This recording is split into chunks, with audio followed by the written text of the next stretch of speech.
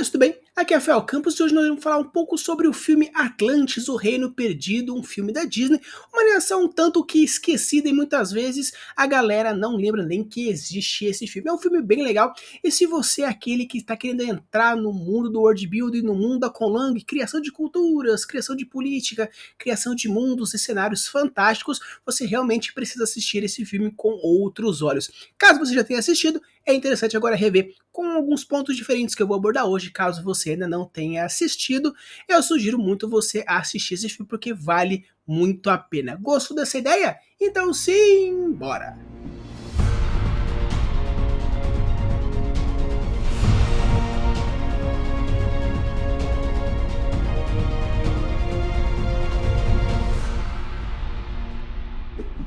Então, pessoal, uma coisa que é interessante sobre o filme Atlantis é um filme de 2001, ele é relativamente bem velhinho, já tem uns 21 anos, mas é uma coisa interessante que você percebe que tem muitas coisas muito legais dentro do decorrer da história. Então eu vou separar esse episódio em 3 grandes partes bem interessantes. A primeira parte eu irei falar um pouquinho sobre o filme como um todo, como acontece o desenrolar da história, então caso você não tenha visto esse filme, você já pode pular já pro capítulo 2 desse vídeo, que não tem problema, porque não vai ter muito spoilers, apenas algumas narrativas e algumas explicações e algumas relações interessantes. Já na segunda parte, eu vou realmente falar um pouquinho sobre alguns pontos interessantes de análise que não vão necessariamente interferir na história, porém, são alguns pontos importantes para a gente ir avaliando. E na terceira parte, irei fazer um apanhado geral sobre algumas informações extras interessantes na hora de você construir o seu mundo fantástico, utilizando como referência, obviamente, algumas informações interessantes que a gente vai abordando e aprofundando nesse filme, beleza? Então bora lá falar um pouquinho sobre qual é a história do filme Atlantis. Então basicamente a história de Atlantis fala sobre um rapaz chamado Milo Tati, que ele é um cartógrafo, ele é um geógrafo, ele é um linguista e tem como objetivo encontrar o reino de Atlântida, um sonho compartilhado com seu avô Tadeus Tati. E ele tenta conseguir dinheiro a partir patrocinado pelo museu onde ele trabalha, com o objetivo de fazer a empreitada para encontrar o mundo de Atlântida. Porém, ele não consegue isso. E também ele pede demissão e acontece alguns probleminhas no seu percurso. Então, o amigo de infância do Tadeus Tati, o Sr. Whitmore, ele prometeu para o Tadeus que por acaso ele encontrasse o Diário do Pastor, que era meio que um mapa para encontrar a Atlântida, ele iria patrocinar essa empreitada. Porém, o Tati não conseguiu sobreviver a partir da idade e outros problemas também de saúde e outros pontos que a história ele explica, ficou como incumbência o Milo conseguir isso. Então, houve uma aproximação do Milo com o Sr. Whitmore a partir da Helga Sinclair, uma militar que trabalhava ele como um certo tipo de femme fatale, que tem como objetivo levar o Miles até o Sr. Whitmore.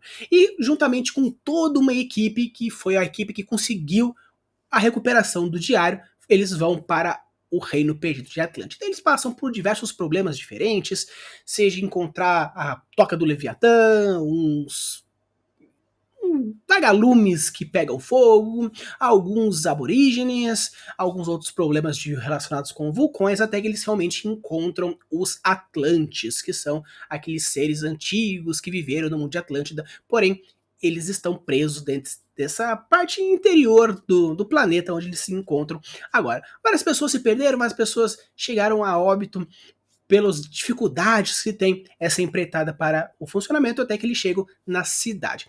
Chegando na cidade, o Milo ele é recrutado pela Kida, que ela é a filha do rei, e ela tem como objetivo tentar descobrir mais sobre a cultura dela, porque como ela não consegue ler, ela não consegue escrever, ela só sabe a língua dela, e o Milo consegue, a partir de estudos, entender a língua Atlantis e ler, principalmente. Eles têm como objetivo lá ler as escrituras antigas e saber algumas coisas importantes que acontecem.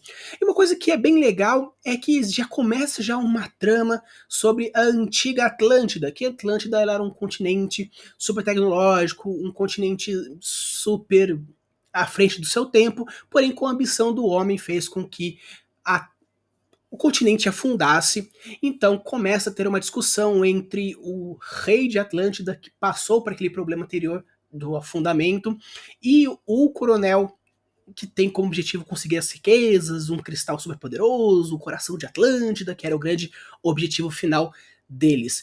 E depois de vários percalços, e corre lá e corre pra cá, isso acontece a Kida, ela se funde ao cristal, é levada para a prova das superfícies, consegue resgatar a Kida de volta, e com isso acontece um final super maravilhoso, que dá tudo certo. Então, resumidamente, uma história bem simples até, é a história de um rapaz que tem como objetivo encontrar um grande tesouro, uma grande nação, e com isso, junto com a sua equipe, vai passando por diversos percalços. Dentro da equipe existe um traidor, que na verdade nem é um traidor, é uma pessoa que simplesmente o Milo não sabia que ele era um mercenário, mas todo mundo meio que era um mercenário de coração meio que bom, não tinha objetivo de matar ninguém, mas eles eram meio que ladrões de tumba, provavelmente, né, vamos falar dessa forma. E no final acontece de um sacrifício da mocinha, resgate da mocinha, a morte do ancião, aprender uma missão, aprender uma lição, e no final dá tudo certo com o vilão se dando mal e a equipe que tem um bom coração recebendo o prêmio final, que são as riquezas, cada um realizando os seus sonhos. É uma história relativamente simples, mas o que é bem interessante é a nossa segunda parte, que nós iremos conversar sobre alguns detalhes importantes sobre a cultura, sobre a linguística e sobre alguns outros pontos interessantes que, caso você queira não apenas construir mundos, mas escrever histórias fantásticas, seja ela de fantasia, de sci-fi, ou fantasia fantástica, ou de ciência fantástica, ou qualquer outro subgênero que utilize desses conhecimentos de criação de mundo, é algo bem interessante, porque não apenas traz uma riqueza de detalhes, mas também formas interessantes de abordar de uma forma um pouco mais suave o world complexo, que é toda a cultura, política e outros pontos interessantes que a gente pode encontrar no mundo de Atlântida. Beleza? Então, bora lá, vamos falar da nossa segunda parte, falando um pouquinho sobre alguns detalhes socioculturais e algumas outras informações interessantes que são abordadas dentro da história. Então, pessoal, na segunda parte eu vou separar em PECs. Política, economia, cultura e sociedade. Ele vai falar um pouquinho sobre esses 4 aspectos que são abordados dentro do filme, e na terceira parte ele vai falar sobre algumas cenas interessantes para a gente ir abordando os mundos fantásticos. Quando a gente fala sobre política, ela é separada em 2 grandes pontos. Primeiro que a história é ambientada em 1914 nos Estados Unidos, mais ou menos estamos falando do início da Primeira Guerra Mundial, então mostra-se que já estamos falando como é os Estados Unidos, é Washington, já é um presidencialismo. Porém, não é uma coisa muito relevante para a história, porque ela simplesmente é ambientalizada. Porém, o legal que é interessante é a política envolvendo dentro dos Atlantes. É uma política de reinado, onde nós temos uma família real, um sangue real, onde essa família, esse sangue está diretamente ligado a uma divindade e a um sistema mágico. Vou falar um pouquinho mais para frente, quando a gente for abordar alguns aspectos mais aprofundados dentro desse filme. Porém, a família real existe uma relação direta, sanguínea, energética com esses fatores do sistema mágico, o sistema de ciência desse mundo. Então, sempre o pai, a mãe, é passado para o seu filho, sua filha e assim por diante. Então, é considerado tipo um reinado, que não necessariamente é considerado um rei, porém, como na citação que é colocado, fala assim que sim, era um rei, então a gente pode considerar que sim, é um reinado. Então é bem interessante porque essa política de reinado, ela é muito antiga, porém, se você for pegar a evolução tecnológica, não está necessariamente ligada à evolução sociocultural política. Então você pode ter, por exemplo, criaturas fantásticas, tecnologias fantásticas, e você ter um presidencialismo, um imperialismo, um reinado, um feudalismo, um czarismo, um faraó. Não importa, você pode fazer diversas formas. Tanto que existem diversas histórias relacionadas a sci-fi muito futuristas, que eles voltam para os reinados, eles voltam para os imperialistas, voltam para outros sistemas de governo um pouco mais antigos. Então é bem interessante porque faz esse contraponto bem interessante já em 2001, falando sobre essa relação diretamente da política com a questão sociocultural ambientalizada dentro de Atlantis. Na parte de economia não é abordado muito forte esses aspectos, mas é bem interessante que quando a gente fala da economia Atlantis, eles são realmente autossustentáveis. É bem interessante porque quando a gente fala de autossustentável parece ser uma coisa muito arcaica, uma coisa muito antiga, e realmente eles são de subsistência. Tem lá o peixe, a carne, a fruta, o alimento que eles compartilham entre si, não tendo a troca, porque como são uma população fechada debaixo do mar, debaixo dos continentes, não tem como trocar com outras culturas, porque eles são pessoas bem especificamente fechadas dentro daquela região, porque estão debaixo do oceano, tem um puta vulcão gigantesco, tem uma criatura metálica gigantesca protegendo a porta, então é um pouco realmente complicada essa troca entre um e entre outro. Então conseguir uma troca econômica é um quê? Um tanto diferente. Porém, mostra-se que quando acaba o desenho, eles voltam com muito ouro e muitas joias, mostrando que, sim, eles tinham muito riqueza, eles poderiam ser realmente um continente super poderoso, muito na antiguidade, que foi consumindo riquezas e produzindo riquezas, porém, depois do grande dilúvio, onde fez com que afundasse a Atlântida, esses tesouros perderam o significado. Então eu acho bem interessante, porque quando você vai abordar a parte de economia dentro da sua história, você pode pensar diretamente relacionado aos fatores econômicos diretos, poder ou ressignificar essas questões do dinheiro, essas questões das joias. Porque muitas vezes uma cultura pode considerar que o ouro não é algo precioso de troca, de algo monetário, mas precioso pela sua cor, pela sua beleza, é simplesmente tão bonito quanto um tecido bonito. Então você poderia trocar 10 quilos de ouro por 10 quilos de tecido que não teria problema, porque para essa cultura, essa questão do ouro, essa questão das pedras preciosas não tem valor, tanto que todo esse dinheiro foi entregue para eles e não se importava. Então é bem interessante porque você pode trabalhar a economia em diversos aspectos e acredito que você ressignificar a economia e os valores de algo para com a outra coisa é bem interessante, principalmente quando você for abordar um que é diferente, uma cultura diferente dentro dos seus países, regiões e mundos fantásticos. Quando a gente fala sobre a cultura, não existe um embate muito rápido, muito direto, porque a história ela é relativamente bem rápida. É uma história de 99 minutos, é uma história bem rapidinha, bem aquele estilão Disney, onde tudo acontece em meados de 48 horas. Desde que eles entram em Atlântida, do momento que eles saem de Atlântida, dá aí umas 48 horas no máximo, estourando 72 horas. Então é algo muito rápido que vai acontecendo muito depressa. Porém, você pode perceber alguns micro detalhes culturais, como por exemplo, o tipo de alimentação, como a gente até falou sobre um episódio passado, falando sobre a etiqueta à mesa, mostrando que existem diversos tipos de etiqueta mesmo, dependendo do qual é a origem do seu grau de escolaridade ou a sua importância na sociedade. E você vê os tipos de garfos, onde eles pegam com a mão de uma forma diferente, os garfos e os utensílios são de forma diferente a partir dos alimentos que eles usam.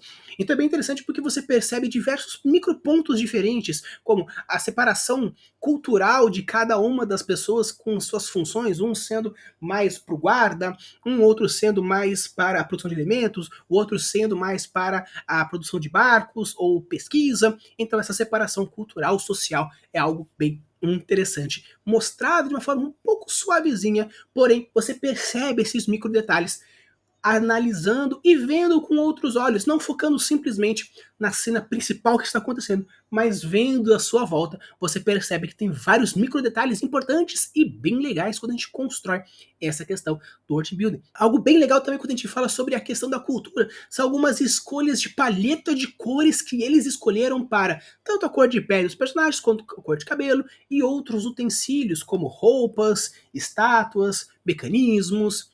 Você percebe que um azul é muito forte, o branco ele é muito forte, fazendo um contraste muito forte com uma cor de pele um pouco mais escura, que alguns acreditam que como os Atlantes eles ficavam provavelmente, se for considerar o continente Atlântico realista, vamos dizer dessa forma, fica no Oceano Atlântico, então fica entre América, África, um quê da Europa, então você pode pegar que existe sim um cor de pele um pouco mais pro moreno, um pouco mais queimado ao sol, principalmente sobre a questão posicional do continente a partir das outras culturas. Então você percebe que existem diversos outros quesitos bem legais, culturais específicos.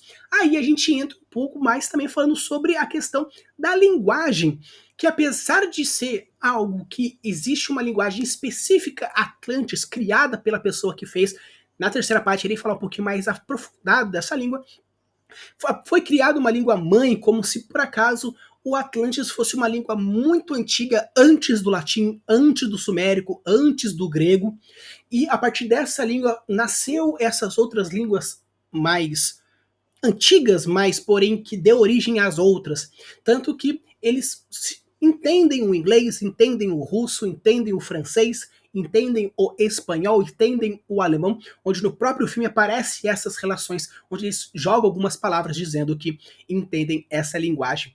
Então você pode mostrar de diversas formas diferentes. Você quer criar sua própria Colang? Perfeito, você pode fazer isso, mas dependendo da forma que você for fazer, trabalhar com essas transcrições e ideologias de pensamento e definições de palavras é algo bem interessante. Então, pessoal, esse foi o meu PEX, uma coisa interessante que a gente vai abordando em cada um dos pontos, e agora a gente vai entrar numa análise um pouco mais profunda de algumas cenas interessantes para quando você for criar o seu mundo fantástico, utilizar como uma referência bem legal e alguns mindsets bem interessantes na hora de você criar, analisar e interpretar a forma de ver, ouvir, sentir e interagir em relação ao mundo sobre as suas criações e as suas formas de vida fantásticas. Então, pessoal, antes de entrar nessa terceira parte, eu gostaria de pausar o vídeo aqui rapidinho e perguntar para vocês. Vocês já deram like, já se inscreveram nesse canal? Ainda não?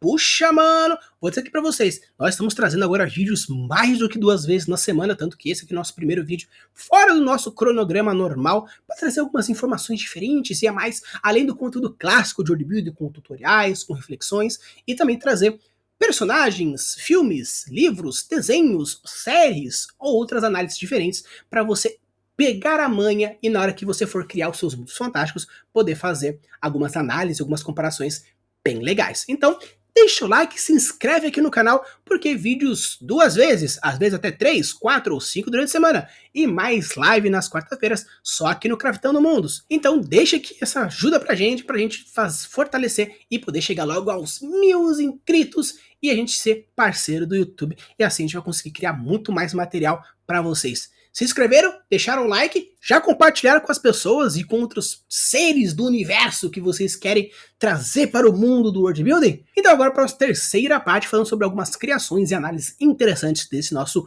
world building de Atlantis, o Reino Perdido. Então, pessoal, eu vou separar essa terceira parte falando um pouquinho sobre alguns aspectos interessantes. Eu vou tentar mais ou menos falar na ordem cronológica que aparece, colocando alguns trechinhos, algumas imagens que vão fazer a referência mais importantes para suas construções. Beleza? Então, vamos lá falar um pouquinho sobre alguns elementos fantásticos e interessantes, alguns mindsets e algumas percepções bem legais que você pode sacar na hora de construir o seu mundo e, obviamente, os detalhamentos interessantes para suas criações fantásticas. O primeiro ponto interessante que eu gostaria de trabalhar com vocês nesses aspectos interessantes que foram mostrados dentro do mundo de Atlantis é o selacanto. E eu vou encontrar Atlântida nem que eu tenha que arranjar um barco e remar.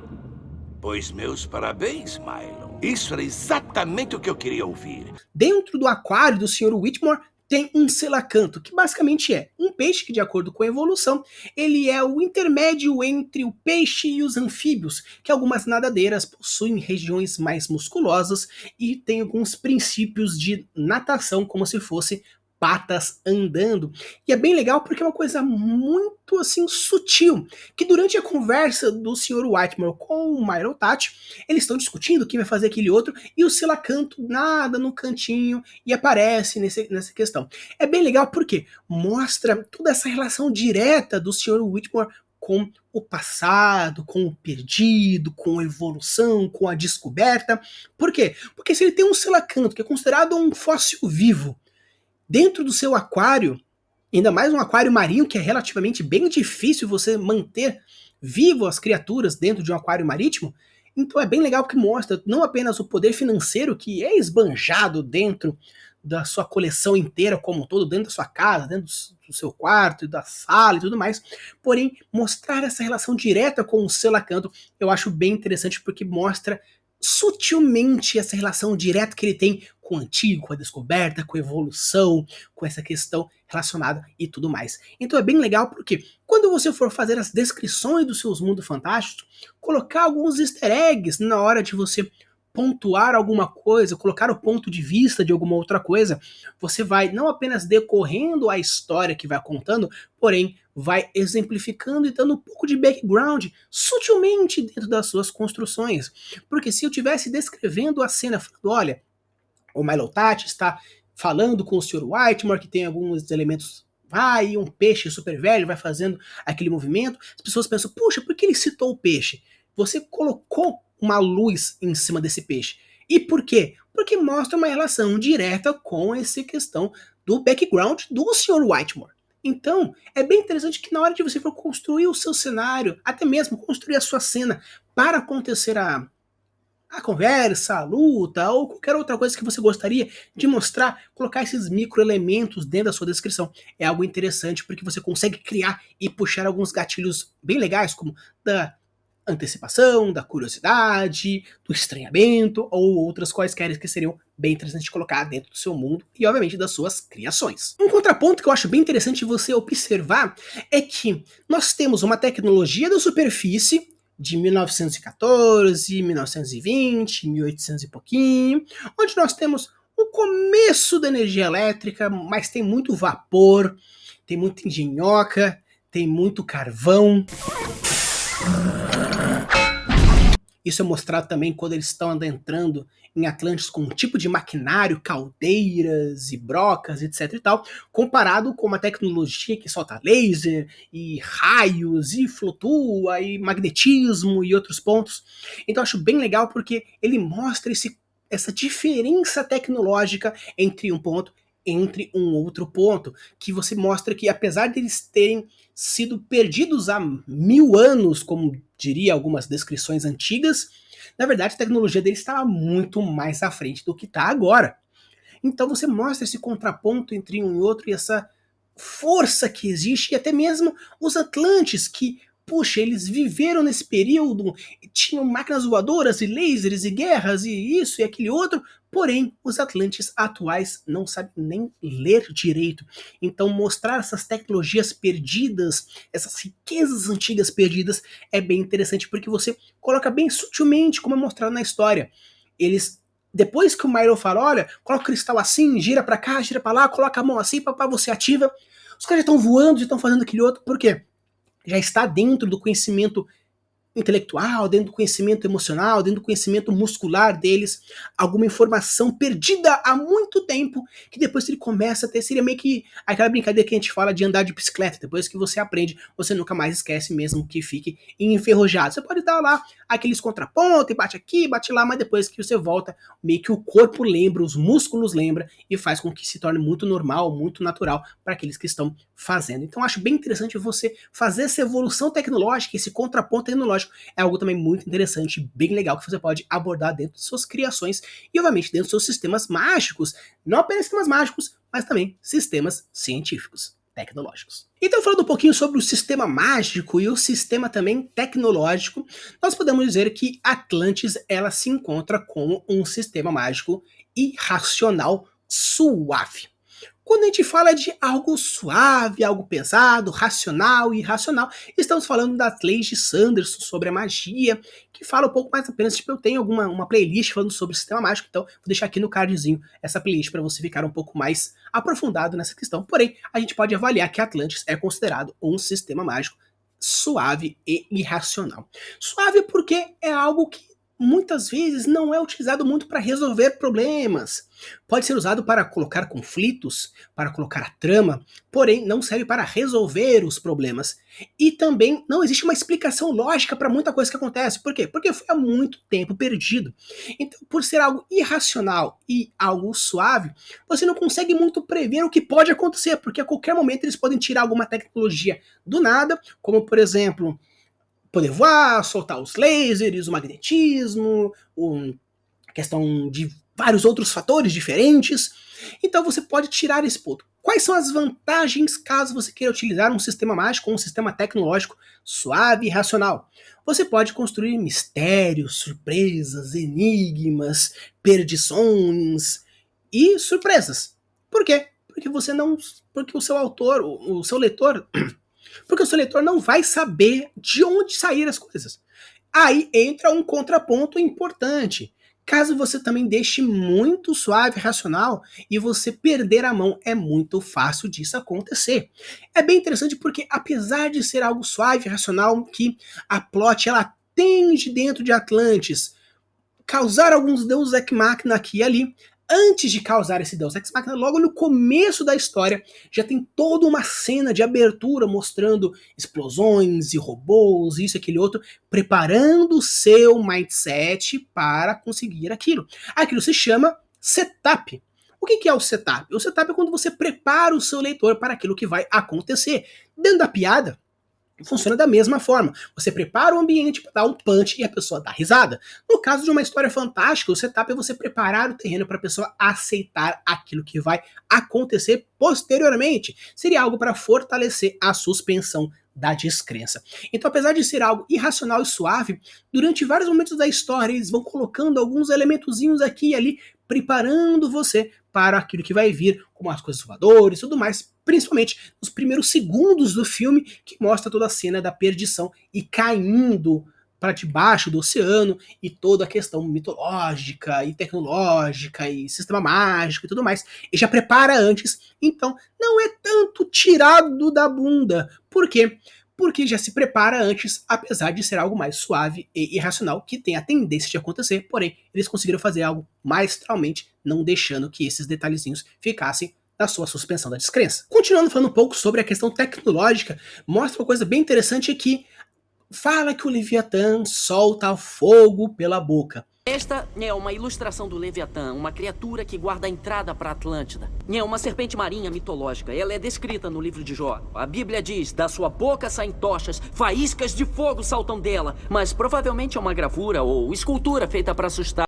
E durante a cena ele explica como esse fogo acontece. Os fios meio que desencapados, eles se interagem, formando uma corrente elétrica muito forte, causando aí a destruição do submarino. Então mostra que você pode construir elementos fantásticos associado fantasia, tecnologia, percepção, ciência e formas de vida. Com isso você pode construir diversos pontos. Nossa, existe uma grande lenda que aconteceu que uma bola de fogo caiu e não sei o quê. Por que a galera chamou de fogo? Chamou de fogo porque eles não conheciam eletricidade ou simplesmente não conheciam o gelo. O gelo também pode queimar. Então será que, tipo, choveu fogo, não poderia falar que choveu granizo e ao bater na pele queimava como fogo? Então eles pensaram que poderiam ser bolas de fogo caindo no céu. Ah, mas fogo queima tudo. Mas não tem nenhuma descrição que fala que queimava a casa, mas sim queimava as pessoas. Então pode ser que pode ter essa relação diferente. Então algo bem interessante, principalmente quando você quer fazer principalmente fatores antigos, mitológicos, mostrar uma linha do tempo de descrição e percepção sensorial é algo bem interessante que você pode fazer também. Quero construir uma lenda que dizia: os mistérios antigos era isso, isso e aquele outro. Mas isso é uma descrição usando o ponto de vista de um personagem que viveu naquela época, sei lá quantos mil anos antes de Cristo. Porque se a gente fosse fazer a mesma descrição com o conhecimento que nós temos hoje, ia falar: choveu pedras de gelo que podiam queimar as pessoas. Ou seja, choveu granizo. Mas por que não pode ser bolas de fogo? Porque isso é contra a parte científica. Não, mas pode ter magia. Perfeito. Então pode ser realmente bolas de fogo. Então você ter esse contraponto, entender qual é o seu projeto, entender qual é o seu público, a essência da sua história, você pode criar diversos elementos diferentes e criar surpresas diversas, como choveu fogo, mas choveu fogo de verdade, era pedras de gelo, eram pedaços flamejantes de um avião de metal que explodiu e caiu e queimou as pessoas. Você pode fazer diversos mistérios diferentes utilizando a mesma descrição. Choveu bolas de fogo, choveu fogo. Aí vai de você, aquilo que você quiser construir.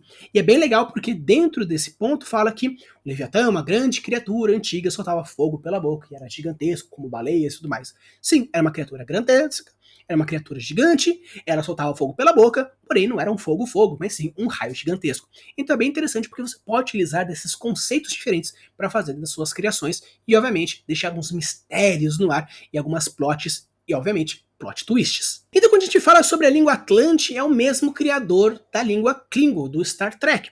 Então, você percebe que já existe já um conhecimento prévio dentro da língua. Tanto que a proposta da língua Atlante, onde até o próprio criador, ele fala um pouco sobre como foi a criação dessa língua, ele teve como um objetivo pegar como se fosse uma língua-mãe, utilizando de vários vocábulos antigos dentro da língua tessálica, que é um grego antigo, o próprio latim, e o sumérico, que até mesmo no próprio desenho fala sobre que, nossa, caso você junte isso, com aquilo, você chega próximo dentro da língua gramatical deles. O que é interessante é que se você pegar o latim, misturar com um pouco de sumério e puser uma pitada de tessálico, você chega perto da estrutura gramatical básica deles. Se for pegar o que realmente o criador fez, ele foi pegar alguns vocábulos dentro dessas línguas, como se fosse realmente uma língua materna que surgiu essas línguas antigas, e com isso surgiu as outras línguas, tanto que aparecem em outras cenas, ele mostrando que personagens falam russo, inglês, espanhol, francês e outras línguas aí que você pode encontrar. Buenos días. Guten Tag. E é bem interessante que no próprio desenho fala sobre essa diferença da evolução da língua. Como, por exemplo, falam que médico e doutor pode ter o mesmo significado. Porém, pra gente acadêmico, sabe que um doutor é alguém que tem doutorado. Porém, se não existe cargo doutorado dentro de uma cultura, mesmo que exista a palavra doutor para titular uma pessoa que tem doutorado, se for uma cultura antiga relacionada, por exemplo, a médico, ou a advogado, ou alguns outros pontos que a galera gosta de chamar de doutor, existe essa relação direta. E no próprio desenho mostra isso também. Por quê? Porque fala toda essa relação, tal pessoa ela é explosiva, mas tal pessoa mexe com explosivos. Por quê? Porque para eles, a palavra explosão está diretamente ligado à explosão física, não uma explosão emocional, uma explosão comportamental. Então não tem como alguém ser explosivo, porque a pessoa não explodiu, literalmente. Porém, para a língua antiga dos Atlantes, existia essa relação. E a minha pronúncia? Provinciana, caipira. E o som tá muito nasal. Tá, deixa, eu vou melhorar. Então, quando você for construir a sua conlang, é interessante na hora de você pensar um pouquinho sobre a questão das semióticas e traduções diretas. Não, esse é o médico. O doutor? Doutor sou eu, ele é o médico. Ah, você cuida dos doentes. Não, doutor em linguística. Mas ele não é o doutor? Não, ele é o médico. Bom, todo médico é doutor. E, consequentemente, todo doutor é médico. Não, por exemplo, eu sou doutor, mas não sou médico. O advogado também é doutor, mas não é médico. Só que todo médico é doutor. Ai, chega, já fiquei confusa. Por quê? Você pode falar que existe um cavalo. É cavalo para mim, é cavalo para você, só muda um pouco a palavra que nós estamos usando. Porém, para mim existe uma palavra chamada avião. Para eles não existe algo que se aproxime a avião, porque não existe a tecnologia avião. Por isso eu acho que é bem interessante que quando você for pensar dentro da sua língua fantástica futuramente, você também pensar nos significados e na abrangência de vocábulos, não simplesmente os sons, as letras, o alfabeto, mas sim até que ponto aquela cultura conhece X palavras que representem algo Y ou algo Z, dependendo dessa relação que você estiver construindo. Então, pessoal, esse foi aqui o vídeo, espero que vocês tenham gostado. Se vocês quiserem que eu traga outros filmes, outros desenhos, outras coisas, deixe aqui nos comentários, porque sempre agora que vocês mandarem material, porque quando eu falei sobre a área de League of Legends, já deixaram várias sugestões de heróis que gostariam que eu abordasse. E pra gente não fugir um pouco do nosso conteúdo de world building normal, eu vou fazendo esses outros episódios a mais de análises, previews, reações ou outros pontos que, apesar de falar de world building, foge um pouquinho do nosso clássico, eu vou jogando aí de acordo com o que eu for criando e colocando aqui pra vocês durante a semana com vídeos especiais a mais, além de terças, sextas e as lives nas quartas-feiras. Use e abuse das suas criações e deixe os mundos cada vez mais incríveis. Valeu!